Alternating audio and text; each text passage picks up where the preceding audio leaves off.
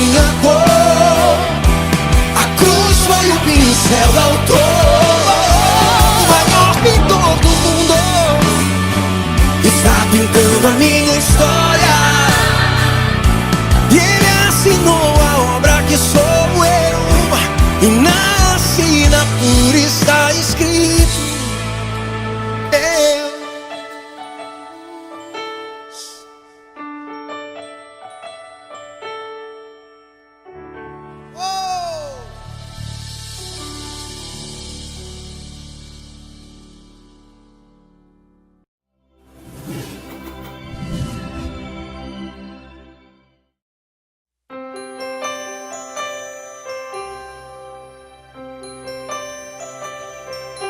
Quem pintou no mundo, quem escolheu a cor, fez o sol amarelo, pôs o verde na floresta e o vermelho em uma flor.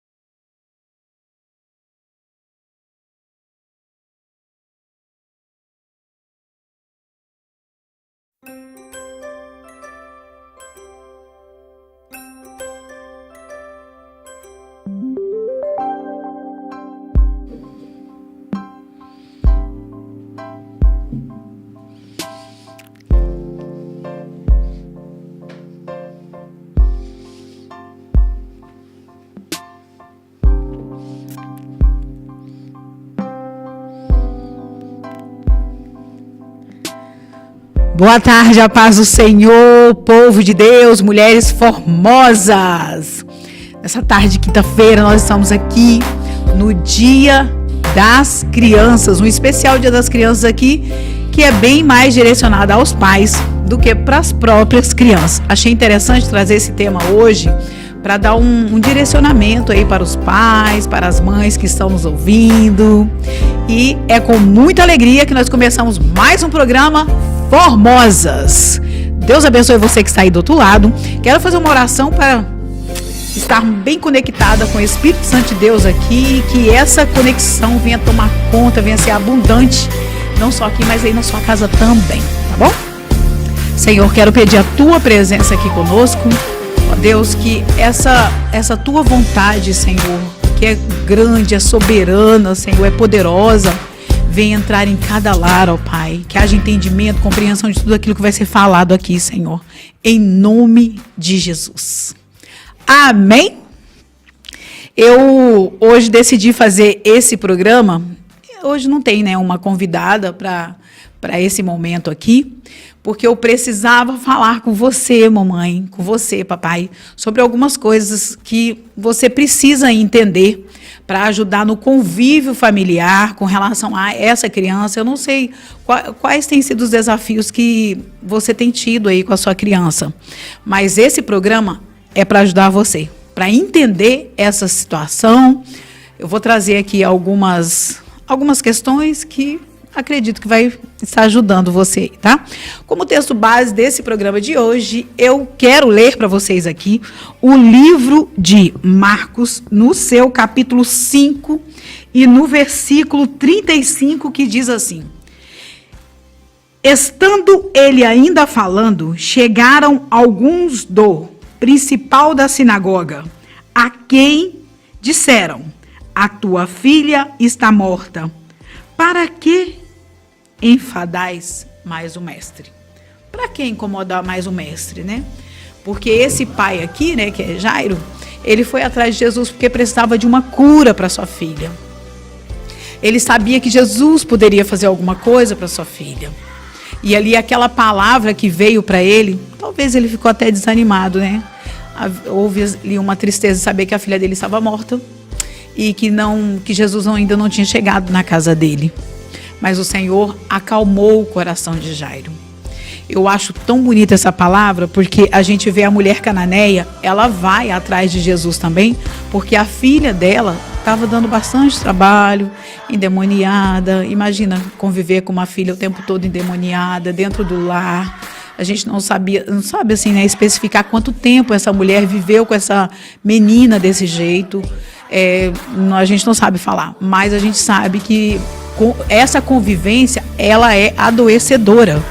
Eu até acredito que essa mulher, ela quase não dormia, preocupada com essa filha, de que aquele inimigo, né, que morava ali na filhinha dela, poderia tirar a vida daquela menina. E essa mulher, ela sempre ali em estado de alerta.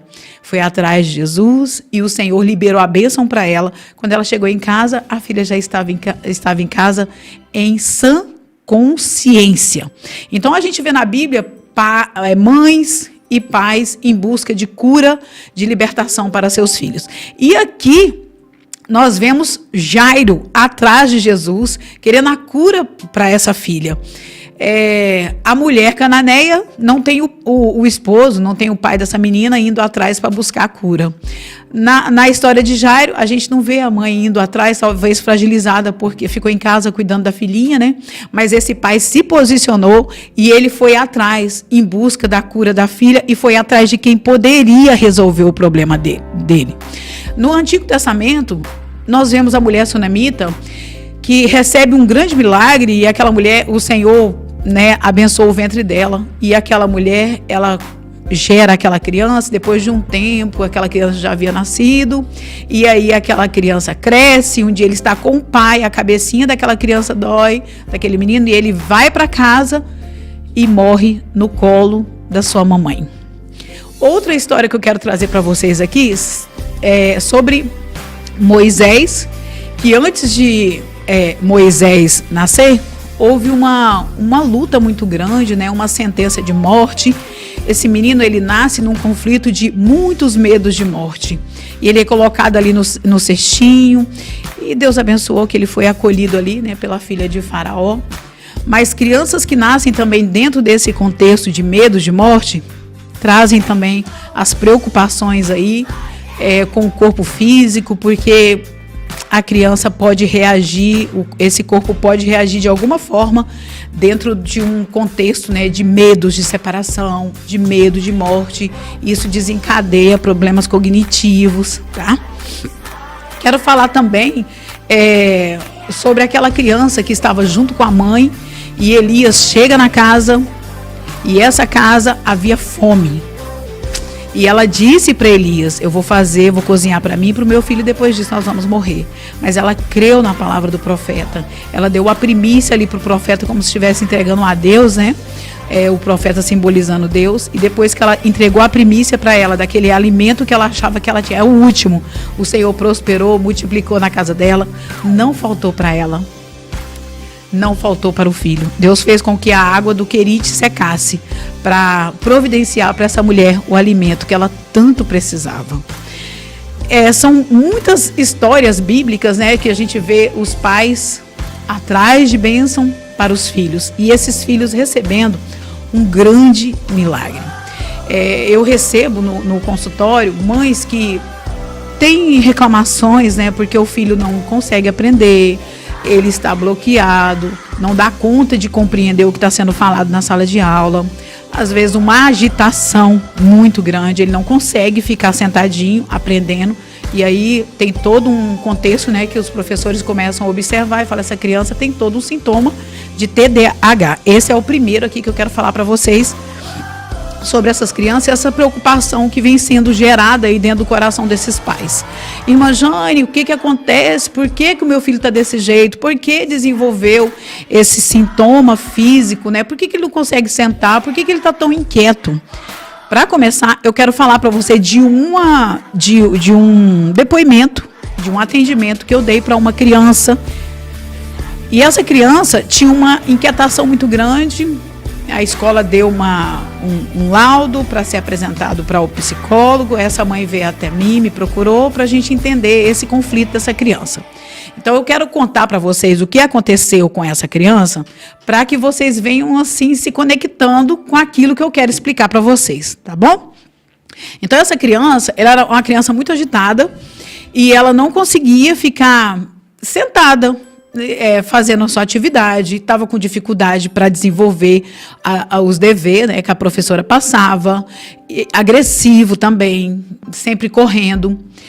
E nós fomos, essa criança tinha 7 anos, e ela falou assim, agora piorou essa situação dele, piorou, tá pior do que as outras vezes. Eu sempre achei ele mais agitado, mas agora esse menino piorou. E aí eu falei assim, o que está acontecendo dentro do contexto familiar, né? E aí essa mãe me contou que eles tinham mudado há pouco, né, para cá, para Vila Velha. E depois que veio para cá, que saiu da cidade de origem, que veio para cá, viu que ele estava um pouco mais agitado. Aí eu calculei, eu trabalho com um método que a gente vai calculando a célula e vai descobrindo ali as idades. E aí eu falei para ela assim, mas o que aconteceu então? Vamos olhar aqui, o que estava acontecendo no seu ambiente familiar quando essa criança tinha 5 anos? Porque tem um cálculo traumático aqui com a idade de 5 anos. E aí ela falou para mim assim, com 5 anos, nós havíamos construído a nossa casa, já tínhamos levantado, já tinha alguns cômodos. Eu e meu esposo, os meus filhos, todos nós estávamos envolvidos construindo a nossa casa. O meu filho mesmo, com 5 anos, carregava a latinha, né, de areia, levava para o papai. Então, a família toda envolvida, construindo a casa deles. E para melhorar, né, e as crianças muito empolgadas com aquilo ali, sonhando. E na cidade que eles moravam, choveu muito, deu uma tromba d'água. E eles acordaram de madrugada. Essa criança, em especial, acordou primeiro do que os outros familiares, do que o pai, a mãe e o irmão. E dentro de casa estava cheio de água e a parede que eles haviam construído tinha caído. Então, a casa foi invadida por aquela água. Essa criança acorda e quando ele olhou, a água estava assim, no irmão dele já. E ele acordou muito apavorado, chamou a mamãe e ficou muito triste, porque a casinha dele estava indo embora naquela água, tudo aquilo que eles construíram, aquela parede, uma parede que eles tinham levantado, eles estavam muito felizes porque tinham conseguido levantar aquela parede e indo embora naquela água. E essa criança ficou muito triste. Aí, datei novamente, nós fomos olhar para a época quando a mãe estava grávida. E essa questão dessa água que entrou dentro de casa foi por volta de 5 horas da manhã. Eu falei, o que aconteceu na época da gestação? E essa mãe contou para mim que um dia de madrugada, ela só tinha o filhinho dela, né, o mais velho, e estava grávida desse, que veio com todo um quadro de TDAH. E aí ela falou que acordou de madrugada com o filho mais velho chamando, porque os bandidos haviam entrado em casa por volta de 5 horas da manhã e haviam levado as coisas deles. E essa mãe ficou muito triste e essa criança, né, que é o filho mais velho, orou, pediu ao Papai do Céu para fazer com que aqueles bandidos trouxessem as coisinhas deles de volta, que eram pouquinhos, mas conquistado com muito esforço. E ele orou. Eu sei que Deus fez um milagre e as coisas apareceram. Mas ela falou que ficou muito nervosa ali, naquele dia que viu que a casa havia sido invadida. O que nós fizemos? Tratamos a idade fetal dessa criança. Eu fui falando para ela o que era para ela fazer. A criança também estava no consultório. E eu fui falando o que era para ela fazer. Toda aquela agitação daquela criança, por que ele ficava tão agitado na escola? Porque dentro dele existia um medo inconsciente de que poderia acontecer alguma coisa na casa dele e a casa dele ser invadida, ou por bandido, ou por água. E havia essa inquietação dentro dele. Por isso que quando ele estava longe de casa, ele ficava mais inquieto ainda e não conseguia ficar sentado, só naquela agitação. Depois que nós tratamos essa raiz emocional, foi muito lindo o atendimento dele, porque ele chorou na hora, ele conseguiu sentir e trazer para ele aquela lembrança de quando ele estava dentro da mamãe dele, que a mãe passou por aquela situação. E depois disso, na mesma semana, a mãe dele mandou para mim o caderninho dele, né, num vídeo, falando, olha, Jane, como tá a letra dele. Menina, foi muito rápido, esse menino melhorou muito rápido. Se eu não me engano, foi uns 5 dias depois. E a escola chamou, perguntou para ela o que tinha acontecido, se já tinha levado na psicóloga, que viu nele uma mudança muito grande. O que eu quero, dentro dessa situação aqui, falar para vocês, mães que estão me ouvindo.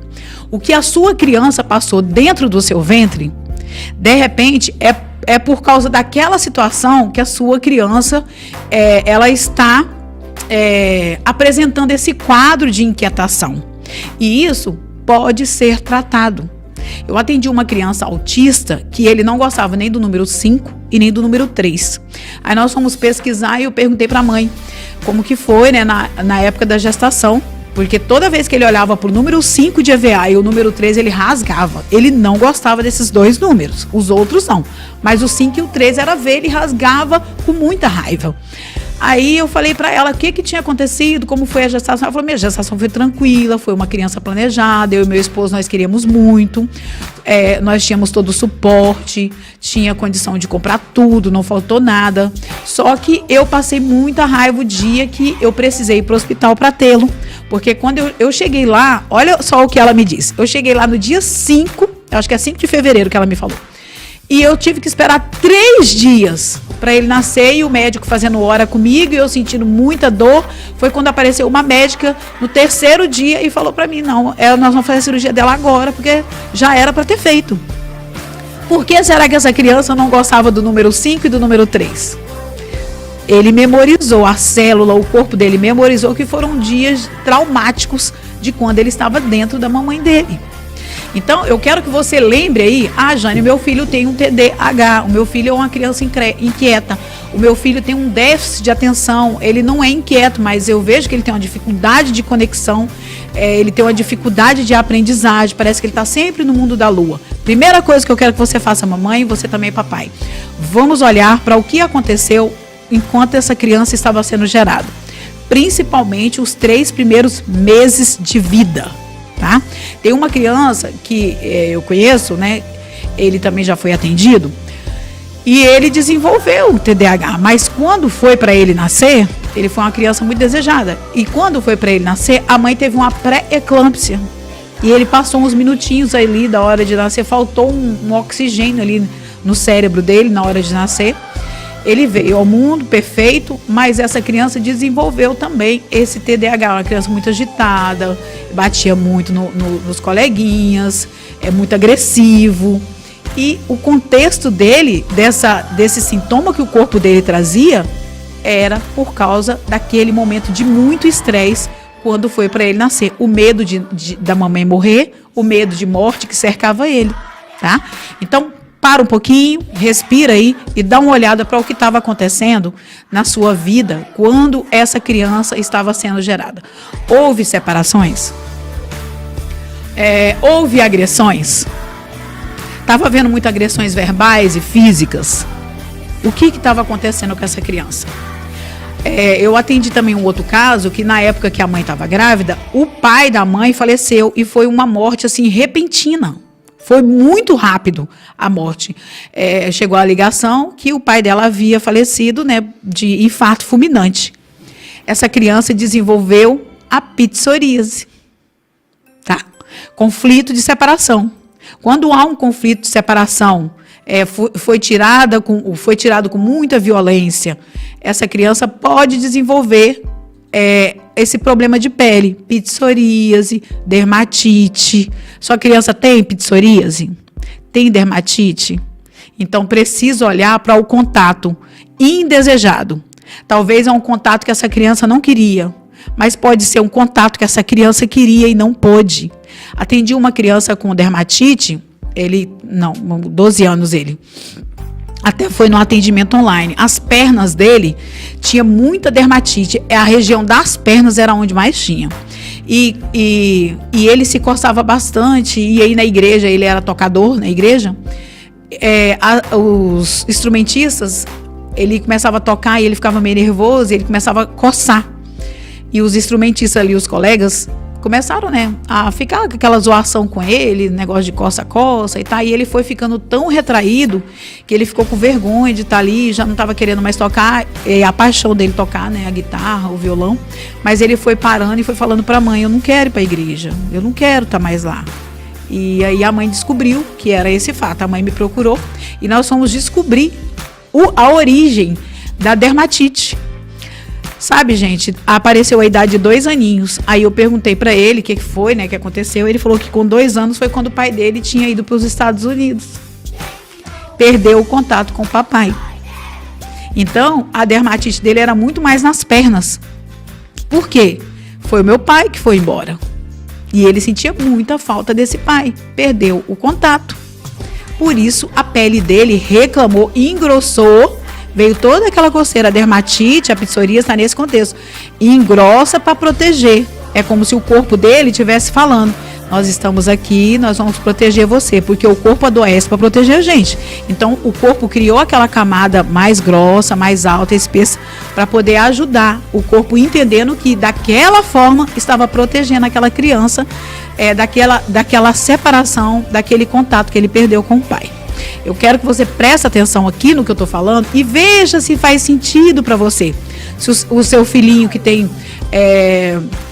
dermatite, que tem psoríase, tem como descobrir a origem disso para que essa criança melhore, para que ela venha evoluir, tá? Tem também uma criança que eu atendi até dos Estados Unidos, a criança com depressão. Eles têm... Acho que agora já tem 3 anos que eles estão lá, mas a criança foi se deprimindo e perdeu a vontade de brincar, só dormia, para ir para a escola não estava conseguindo mais ir. E a mãe muito preocupada, porque nos Estados Unidos é muito rigoroso essa questão de não ir para a escola, né? E ela me procurou, o atendimento dela foi até dormindo, porque ela tinha 7 anos, 7 anos, e o atendimento foi dormindo. Eu ensinei o que é que a mãe precisava fazer. E nós descobrimos ali que 2 anos atrás eles tinham sido presos na alfândega. Ficaram presos porque tentaram ir para os Estados Unidos ilegal, e aí ficaram presos.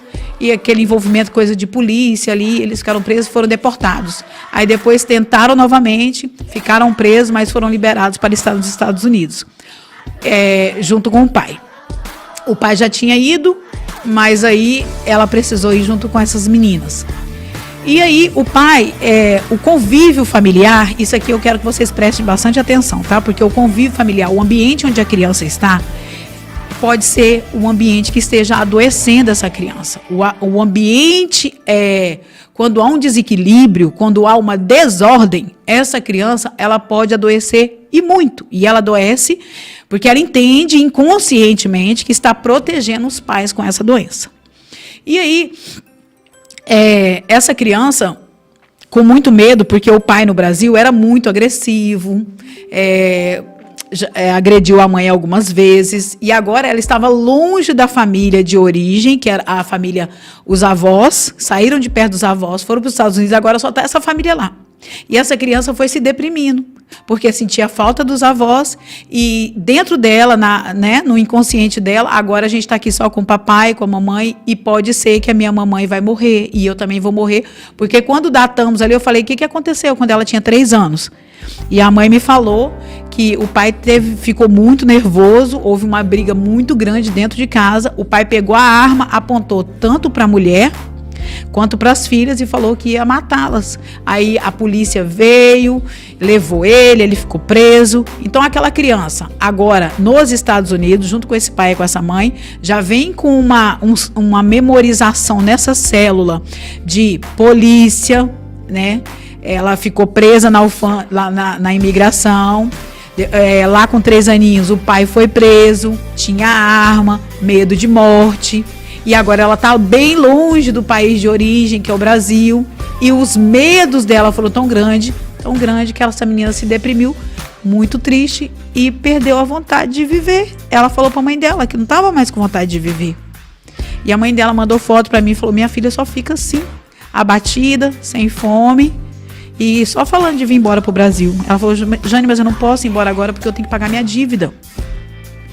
Eu sei que nós atendemos essa menina, 4 dias depois, essa mãe me mandou foto, feliz, falando assim: a minha filha tá bem, Jane, graças a Deus. A escola dos Estados Unidos mandou perguntar o que fizeram com ela, que ela estava muito bem. Então, de repente, é o contexto familiar, o que está acontecendo com você e com seu esposo. Como que é essa interação dentro dessa casa? O que vocês estão vivendo? Porque o que vocês estão vivendo pode estar adoecendo essa criança. Eu conheço mães que elas falam para os filhos, né, da vida financeira, assim, de uma forma tão pesada que a criança, ela passa a achar que ela é um peso para a família. Que tem que comprar muita coisa para ela e que ela está sendo um peso para os pais. Então, para que ela viver? E isso pode desenvolver, sim, gente, uma depressão. Então, muito cuidado, porque a sua criança, ela não tem capacidade ainda de ter que ouvir certas coisas que são responsabilidade dos pais. Nós não podemos sobrecarregar o filho. Tem uma conta para pagar, o seu pai não traz o dinheiro, o seu pai não deu o dinheiro, agora a gente não tem o dinheiro, o que eu vou fazer? Você não pode fazer isso. Não pode. Se há uma questão, né, com relação à dívida, não sobrecarregue seus filhos com isso. O que você vai fazer? Primeira coisa, vai falar com Deus, porque o dono do universo é rico e ele pode te ajudar, tá? E depois entra em uma sintonia com o esposo para resolver, para conversar, para falar sobre o problema, mas nunca para os seus filhos. Nunca. Porque isso, você enfraquece os filhos desse jeito, tá? Outra coisa, eu conheço mãe que ela se separou, ficou viúva, arrumou outros relacionamentos, e aí ela sempre falando: a minha filha é a minha melhor amiga, e sempre falando para a filha dos relacionamentos, desde pequena a criança convivendo ali com toda aquela situação da mãe. Um relacionamento que deu certo, aí arruma outro namorado, aí daqui a pouco não dá certo, e a mãe se frustra, aí a mãe fica triste, e essa mãe verbalizar e contar para a criança como era esse contato com o namorado. A cabeça da criança não está pronta para ficar recebendo essas coisas, não. Acaba sendo muito precoce para essa criança. Ter que ouvir a questão de relacionamento, de vida sexual, isso não se faz. Não se faz, tá? E uma coisa muito, muito importante que eu quero contar aqui para vocês também, que eu atendi um rapaz da igreja. E ele... Beber um pouco de água aqui, tá, gente? Eu quero que vocês falem aí para mim, tá fazendo sentido? Tá gostando de entender aqui o que você tá ouvindo? Eu quero contar mais um caso aqui, que eu sei que tem famílias que tem acontecido isso, tá? E eu gosto de contar os casos, porque são coisas assim que eu vivenciei e que eu venho tratando e ajudando as pessoas, viu? Obrigada, Miguel, tá pegando a aguinha aqui pra mim, obrigada, tô bebendo muita água hoje, tem que beber, daqui a pouco, ó, tô viajando para São Paulo fazer um curso, trazer uma sacola de conhecimento aí para ajudar vocês também. Obrigada, Miguelzinho. Miguel é o anjo aqui, que tá aqui na rádio, gente. Mas eu vou contar aqui para vocês. Ele veio com uma questão de pornografia. Ele não conseguia se desvincular disso. Ele falou: irmã, eu não quero isso para minha vida, que eu lidero jovens. Eu não quero viver isso. Mas é um vício, se tornou um vício. E eu tô aqui porque eu quero ajuda. É um vício, a pornografia é um vício como qualquer outro. E a gente sabe que é um pecado, que Deus não aprova. E ele veio muito incomodado, muito sobrecarregado com aquilo. E aí nós fomos datando. Eu perguntei: quando é que você começou a viver isso, a piorar? Ele me falou a idade. E aí eu falei para ele: olha, vamos olhar para a idade de 8 anos aqui, que tem uma situação aqui. Você lembra o que estava acontecendo? E ele me falou que eles estavam morando de favor, assim, na igreja, que a situação do pai e da mãe estava bem difícil, e eles cederam a casa da igreja para a família dele morar. E eles moravam lá. e era um quarto só. Só tinha um quarto nessa casa da igreja. E ele falou assim, que um dia à noite ele acordou e os pais estavam na sua intimidade. E ele ouviu. E depois daquilo, ele fingiu, né, que estava ali dormindo, com 8 aninhos, fingiu que estava dormindo. E depois daquilo, ele estava sempre querendo ouvir e ver o que os pais estavam fazendo, porque dormiam todos no mesmo quarto, tá? A situação era difícil da família, eles estavam num período de dificuldade financeira, escassez, né, a igreja dando suporte, ajudando ali, mas não havia um quarto separado para o casal. E essa criança dormia junto. E as crianças, elas são muito espertas. Elas podem fingir uma situação para ter que conquistar outra. E aí, esse menino, essa era a raiz emocional. A gente descobriu lá quando tudo começou. Depois disso, um coleguinha mostrou para ele uma revista pornográfica e ele foi vendo. Era muito precoce para ele ter que ver e vivenciar aquela questão dos pais ali daquele jeito. E desencadeou isso no cognitivo, no córtex pré-frontal dele, onde passa as emoções, e trouxe essa questão para ele. E ele não estava conseguindo sair disso. Nós tratamos lá a idade de 8 anos, e ele falou para mim, Jane, eu tô dando conta da situação, tô dando conta de dominar essa situação na minha vida. Então, deixa eu abrir um parênteses aqui. Papai e mamãe, você que tem o seu quarto e que coloca o seu filhinho para dormir junto e vocês têm um momento de intimidade de vocês, que eu sei que todo casal precisa e que tem. Observe, tome cuidado. Porque pode estar trazendo para a vida do filho uma vida sexual, ele vai desejar de forma precoce uma vida sexual. E como ele não vai poder ter, ele vai enfiar a cara naquilo que é pornográfico, em vídeos, em revista. Liga o seu pisca-alerta. Porque às vezes você acha que seu filho está com muita dificuldade ou está teimando demais, está muito desobediente. E de repente é isso, porque foi jogado dentro dele uma carga que ele não aguenta, ele não tem idade para isso. Então precisa observar o ambiente dessa casa.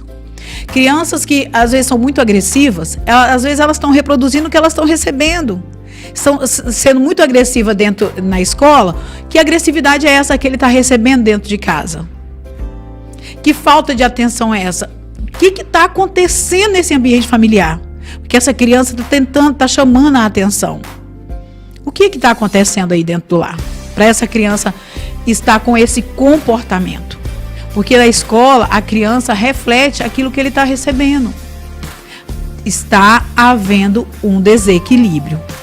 Tem pessoas que falam assim, tem uma mãe mesmo que veio para mim e falou assim, Jane, eu quero que você atenda a minha filha, que ela está com muitas crises de ansiedade, ela não está conseguindo ficar na escola ela está tendo muitas crises na escola, muitas crises, e a professora está reclamando que ela não está dando conta de tirar nota. E aí eu fui atender essa menina, mas antes de atendê-la, eu ouvi do pai e da mãe todo o contexto familiar e eu falei para eles, olha, eu vou atender a filha de vocês, só que pelo menos um de vocês vão ter que ser atendido, porque eu vi que havia uma desordem, havia um desequilíbrio. Aí a mãe falou assim, então eu vou ser atendida. Eu falei, você vai ser atendida primeiro e depois eu atendo a sua filha. Porque às vezes os pais querem que os filhos sejam curados, que os filhos melhorem. Mas a raiz, o problema está nos pais. Então, uma mãe e um pai curados, eles curam a sua casa. De repente você quer uma cura para o seu filho, quer que o seu filho venha melhorar. Mas quem mais está precisando de ajuda é você. Quem mais está precisando de uma mão estendida é você. Porque se você melhorar, é fato. Você vai conseguir mudar o seu olhar, a sua casa vai ficar mais leve. Procure ajuda. Lute por você. Primeiro você, depois a sua criança. Tá? Eu sei que eu atendi essa mãe, entendemos a dor dela, porque ela tinha uma proteção muito grande, querer proteger muito essa menina. E todo o medo, porque um dia ela ficou sem a mãe dela, tá? Na fase de, acho que de 13 anos. Ela perdeu a mãe e ela perdeu a irmãzinha que a mãe estava grávida. E ela ficou sem mãe, sem contato com o pai. E foi muito difícil para ela a vida. Ela se sentiu muito desprotegida. Se eu não me engano, teve abuso também. Aí o que acontece? Agora ela tem a família dela, ela tem a filhinha dela e ela sufoca essa filha com a proteção por causa daquilo que aconteceu com ela. Então ela entendeu que ela não poderia fazer aquilo com a filha dela, porque a questão daquela proteção em cima da filha não tinha a ver com a filha, que a filha ia fazer alguma coisa de errado, nem nada.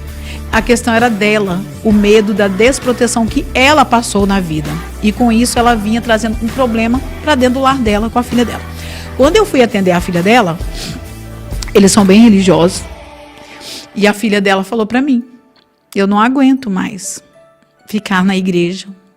Hoje, por mim, eu acho que ela tinha 12 anos. Eu sairia da igreja. Eu falei, por quê? Porque eu não aguento. Eu não posso ficar na porta de casa conversando com a minha amiga. Eu não posso ter amiga. Amiga nenhuma pode ir na minha casa. Eu não posso ir na casa de ninguém. Eu não posso ter um amigo para sair. Eu não posso ir no shopping. Não posso. Eu só posso ir no shopping se for com meu pai e com a minha mãe. Só se for com eles. Ela me contou, acho que umas 2 vezes que ela saiu junto com a amiguinha, mas o pai e a mãe ali junto. Aquela super proteção. Eu acho que tem que haver um cuidado, sabe? Mas tudo precisa ser com equilíbrio. Ela falou assim, às vezes eu quero conversar com alguém, eu quero que alguém vá na minha casa, mas minha mãe não gosta de ninguém na minha casa. Ninguém, ela não gosta. Então eu não quero mais ser crente, eu não quero usar essas roupas mais. Eu odeio. Tudo voltado para super proteção. E nós atendemos ela ali, foi bem, bem doloroso, sabe? Ela sofreu bastante ali na hora do atendimento, porque a gente precisou lembrar das desproteções, precisou mudar o olhar para esse pai que foi muito sofrido, um pai também que ficou sem pai, uma mãe também que ficou sem mãe, né? E o irmãozinho que morreu quando estava no ventre da mãe. Uma família com muitos traumas, o pai e a mãe carregando muitos traumas de abandono. E agora eles têm a família deles. E por causa daquela falta que o pai e a mãe, que eles fizeram, que eles passaram na vida, eles vêm com essa super proteção. E acaba adoecendo a filha. O que ela me contou? Que um dia, ela na escola, ela falou assim, eu fiz uma coisa muito errada na escola. E aí, o meu pai ficou sabendo, e ele foi lá na escola, e ele me bateu lá na escola. Por isso, ela estava tendo muitas crises de ansiedade na escola. Porque o corpinho dela estava dizendo para ela que aqui é um lugar perigoso, você não pode ficar aqui. Ela não estava conseguindo concentrar, porque aquilo ficou muito grande dentro dela e ela não estava mais conseguindo ter uma conexão com aquilo que estava sendo passado para ela. Então, todo desequilíbrio nosso, aquilo que é nosso, tá? Não que é do filho, aquilo que é meu como mãe, aquilo que é seu como mãe, seu como pai, se não houver um equilíbrio e um entendimento, você pode repetir um ciclo e reproduzir isso nos seus filhos. Eu vou falar para vocês aqui de um texto bíblico e de uma família que existiu uma problemática muito grande. Gente, vocês vão perguntando aí, vai fazendo pergunta aí. Tá fazendo sentido para você? Você tá gostando de aprender isso daqui? Eu quero que você comenta aí. Comenta. Jane, eu tenho uma dúvida, eu queria saber sobre uma situação que acontece aqui. Pega o meu WhatsApp, eu vou te explicar. De repente você, Jane, eu acho que eu preciso de algo mais profundo.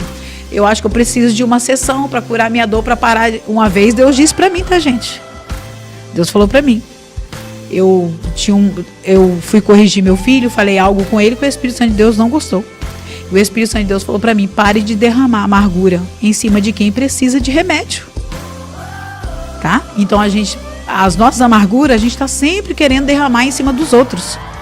E muitas vezes em cima dos filhos. Tá bom? Mas eu quero contar para vocês aqui, para vocês verem como que acontece dentro do sistema familiar.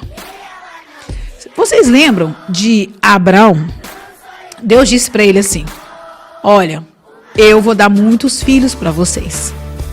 Vocês vão ter muitos, você vai ser pai de muitas nações. Ele falou, meu Deus, como que isso vai acontecer? A minha esposa é estéril, ela não pode ter filho. E ele cansou de esperar, a Sara deu uma sugestão para ele. E ele decidiu ter um filho com Agar, né? Depois da sugestão de Sara. Chama a atenção aqui dos homens.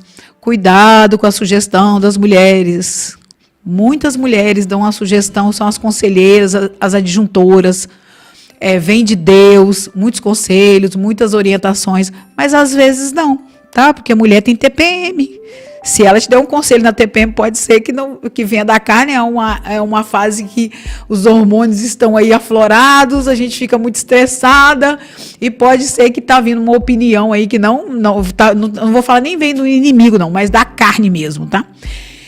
E aí a Sara, muito nervosa com aquilo, deu essa opinião, e Abraão acatou, sem nenhuma objeção, né? Não era difícil ter que cumprir isso, né? A lei também permitia. Mas Deus não deixou, Deus não mandou ele fazer aquilo, e ele fez sem a permissão de Deus, tá?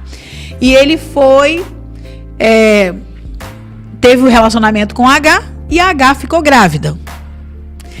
A Bíblia fala que havia uma problemática entre Sara, entre Agar, entre Abrão, havia uma problemática ali. Aqueles meninos, eles brincavam, eles eram felizes, né? O Ismael, o Isaac, porque depois que o Isaac nasceu, tinha esse irmão mais velho, que era Ismael, eles brincavam. Por causa da briga dos adultos, esses irmãos se separaram. Guarda isso daí. Os irmãos se separaram, Ismael e Isaac se separaram. O Isaac cresce. E aí, o servo de Abraão vai lá e traz Rebeca, né? E aí casa com Rebeca, agora ele vai ter a família dele. Dentro desse contexto familiar, o que acontece com Isaac?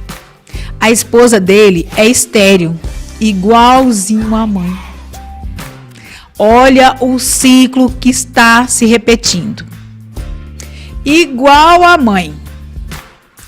E aí, ele vai ter que ter uma postura agora. O que ele vai fazer? Ele vai arrumar uma concubina? Ou ele vai esperar em Deus, porque havia uma promessa de Deus sobre a vida dele. Aí ele vai orar. Orou 20 anos.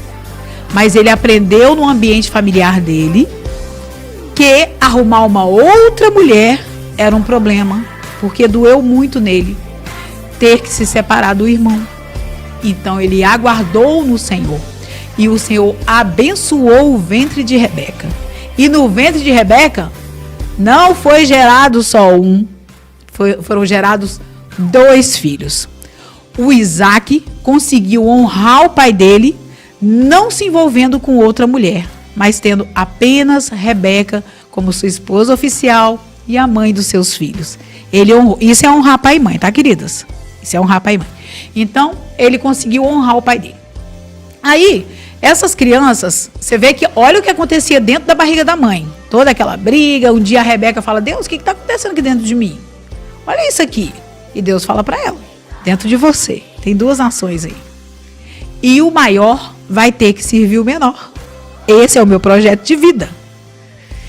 Quando o Esaú foi nascer, o irmãozinho dele, o Jacó, segurou no calcanhar dele. Por causa daquela atitude, ele recebeu o nome de Jacó. Imagina uma criança sendo chamado de enrolado a vida inteira. Se ele é chamado de enrolado a vida inteira, ele vai ser o quê? Enrolado. A história dele, do nascimento dele, trouxe um peso muito grande para ele, porque os pais decidiram colocar o nome dele de Jacó enrolado e trapaceiro. Viu? Cuidado com aquilo que você fala com seu filho, porque o que você falar ele vai acreditar, porque está saindo da boca de quem deu a vida para ele. Está saindo da boca do pai, está saindo da boca da mãe. Se você falar assim, você não vale nada, você não presta, você é um ninguém, você não vai dar conta, você é um preguiçoso, seu filho vai acreditar nisso, a sua filha vai acreditar. E acreditando nisso, ele pode não dar conta da vida, porque é o próprio pai, a própria mãe, que está jogando dentro dele essas falas. Então você, como pai e mãe, vai profetizar a bênção, tá bom? O Jacó cresceu ali com seu irmãozinho, Esaú, e sempre um conflito, né? A Rebeca tinha uma preferência por Jacó, o O Isaac tinha uma preferência ali por Esaú, que era o primogênito dele, e havia uma bênção sobre a vida do primogênito. E havia uma preferência ali naquela casa. Quando houver preferência dentro de casa, vai haver desordem e desequilíbrio, tá, gente? Por causa dessa preferência, o que acontece entre esses irmãos? A mãe manipula o Jacó para que receba a bênção da primogenitura no lugar do Esaú. Ele foi manipulado pela mãe. Ali na hora ele vai e fala assim: ô mãe, mas o meu pai vai saber, porque o meu irmão é peludo. Não preocupa, porque isso aí eu dou um jeito. Arrumou logo, colou uns pelos lá no menino, preparou um prato, foi lá dar pro pai. Aproveitou de uma deficiência do pai, porque o Isaac estava cego. Ô, gente, é muito sério esse negócio de aproveitar da deficiência do outro para levar vantagem, tá? Isso é muito sério. E aí esse menino recebeu a bênção da primogenitura, o irmão dele ficou com muita raiva e quis o quê? Matar ele. Ele precisou sair de onde ele estava e ir para a casa de Labão. Olha para você ver. Na família de Abraão, quem separou? Isaac e Ismael, esses irmãos se separaram. A dor de Isaac estava dentro de uma questão de separação do meu irmão. Agora, essa dor, ele transfere para dentro do lar dele, porque agora os dois filhos, um quer matar o outro, e se separam. E aí o Jacó vai para lá, e agora o Jacó dá de frente com quem? Com o Labão, que ele era especialista em enrolo. Ele era especialista em trapaça. Tá vendo lá de onde que o contexto de vida onde a Rebeca foi criada? A Rebeca foi criada num ambiente de engano, de enrolo. O que ela fez lá, ó, enganou o marido. Mas quando o filho dela chega lá no Labão, o irmão dela era enrolado também. E aí o Jacó precisou conviver, é como se ele estivesse convivendo todo dia com o espelho dele. Vendo os enrolos, vendo os enganos de Labão. Ele foi confrontado. Sabe o que Deus vai fazer para libertar a gente? Colocar a gente diante daquilo que dói. E olhando para a nossa dor, nós seremos curados. Tá? E eu sei que tem gente aqui que fica evitando olhar para a dor. Mas é olhando para ela, entendendo ela, é que nós somos curados. E foi o que aconteceu na vida de Jacó. Ele foi curado olhando para a dor, convivendo com um homem que era especialista, PhD em enrolo. Aí a gente sabe todo aquele contexto, que aí ele é passado para trás, casa com Lia e vê que não é Raquel e trabalha mais 7 anos, mas ele recebe a mulher dele ali, né? Logo depois das festas, ele recebe a mulher da vida dele, que era Raquel. Chegou o momento que ele precisou voltar para Canaã. Aquele ambiente onde ele foi criado. Ele volta, tem toda a reconciliação com Esaú, Deus dá vitória para ele. Mas naquele ambiente onde ele foi criado, é acionado as memórias dele de trauma. O que ele aprendeu naquele ambiente? Que aquele ambiente havia preferência entre filhos. Os filhos de Lia com Jacó, eles foram criados, sabe como? A Lia ficou grávida do Rúben e disse assim: ah, meu filho, você vai fazer o papai me amar. Você vai fazer isso, porque eu estou grávida dele. Mas o Rúben não conseguiu alcançar esse objetivo. A mãe colocou no filho uma expectativa que o filho não aguenta, gente. Que filho que vai segurar casamento? Não vai. Quando ela ficou grávida, acho que Simeão, segundo filho. Ah, agora? Agora o seu pai vai me amar, porque eu estarei dando a ele agora 2 filhos. Eu sou fértil. Deus decidiu abençoar a Lia. Por quê? Porque viu que ela era desprezada. Então, para trazer essa alegria para o coração dela, ele abençoou e ela começou a ter filhos. Mas a intenção do coração dela era chamar a atenção do marido. Mas esse segundo filho não fez com que esse marido amasse ela. Essa criança foi gerada num sentimento de que o papai vai olhar para a mamãe. Depois nasce o Levi, o terceiro filho. Agora o seu pai vai me amar, meu filho, porque você já é o terceiro. Toda a carga emocional que você manda para dentro do seu filho, enquanto você está grávida, ele vai receber isso, e a vida muitas vezes é definida com aquilo que nós passamos na barriga da mãe, tá? Aí, nada desse homem olhar para essa mulher. Quando nasce o quarto filho, aí ela fala: agora eu vou olhar para quem está olhando para mim, para quem está me abençoando, que é Deus, o Deus Todo-Poderoso. E a partir de agora eu adorarei o nome do Senhor, que nasceu ali, Judá, que ela conseguiu entender, compreender o homem da vida dela, que é Deus, né? Trabalhando, abençoando ela, e ela só olhava para Jacó. Deus está te abençoando, e de repente o seu olhar está para um lado que não é para olhar, tá? Você tem que olhar para Deus, porque Deus, ele é capaz de fazer por você o que homem nenhum é capaz de fazer. Eu sei que essas crianças foram criadas nesse contexto de olhar para uma mãe e ver uma mãe sendo desprezada pelo pai e uma outra que era muito mais amada. Quando Raquel fica grávida ali de José, agora o Jacó fica tão mais apaixonado, porque a mulher da vida dele, a mulher que ele sempre quis, agora essa mulher está gerando um filho dele. O Labão enganou e deu a Leia. Mas a mulher do coração dele, a que ele sempre quis, foi Raquel, a amada dele. E agora ela vai gerar para ele. E gera o José. O amor era tão grande por José, que ele fez a túnica para José, fazendo uma diferença de filhos. Lembra que Rubem achou uma mandrágora lá, que ajudava a mulher a ficar fértil? E trouxe para a mãe. Olha esse menino, a preocupação dele em fazer com que esse pai olhasse para essa mãe. Vendo a mãe o tempo todo sendo desprezada. Isso é muito triste para os filhos, irmãos. Muito triste. O pai que maltrata a mãe que maltrata o pai. Isso é muito ruim para os filhos. Isso adoece o ambiente familiar. Aí a gente vê que o Jacó tem a preferência, e por causa dessa preferência faz uma túnica para um filho. Por que não faz logo 12 túnicas, gente? Pelo amor de Deus. Não, ele fez uma em especial. Esses irmãos já tinham raiva dessa mãe estar sendo desprezada, e agora tem um filho que é mais paparicado. Olha, eu não estou aqui justificando o erro desses filhos não, tá? Porque eles foram fazer o que fizeram com José. Mas Deus decidiu tirar José de um ambiente onde ele estava muito confortável, da zona de conforto, e fazer com que ele caminhasse por um caminho de muita dificuldade, desafio, né, de autoconhecimento. E Deus tirou ele dali. Houve essa separação, tá? E o Jacó se entristeceu muito porque recebeu a notícia mentirosa que o filho havia morrido. Agora presta atenção aqui. Na família de Abraão, os filhos se separam. Na família de Isaac, que são os netos lá de Abraão, que nasceu Esaú e Jacó, os filhos se separam. Um quer matar o outro. Agora, na família de Jacó, o que acontece, gente? Digita aí para mim. O que está acontecendo agora na família de Jacó? O filho quer matar o outro. Os irmãos José querem matá-lo. Igual Esaú quis matar Jacó. E aí o que acontece? Isso mesmo. O José teve que sair de casa. E reprodução de ciclo. É um ciclo memorizado.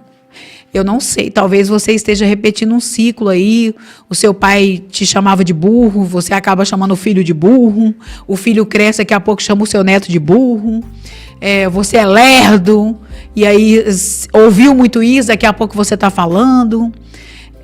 A gente está quase chegando no final, mas eu quero que vocês lembrem bem disso aqui, desse ciclo que se repete. Dá uma olhada para sua família, se tem ciclo se repetindo, e se você está fazendo isso com seus filhos, tá bom? Nós precisamos respeitar mais as crianças. E para que você entenda isso, eu quero contar uma última coisinha aqui para vocês. Tem crianças que eles têm o brinquedo deles. Eu gosto muito de contar isso em palestra. Quem já me ouviu aí dando palestra para a família, talvez já tenha ouvido isso aqui, mas é uma coisa muito esclarecedora dentro daquilo que Deus veio me mostrando. Mas a criança, ela é dona de um brinquedo.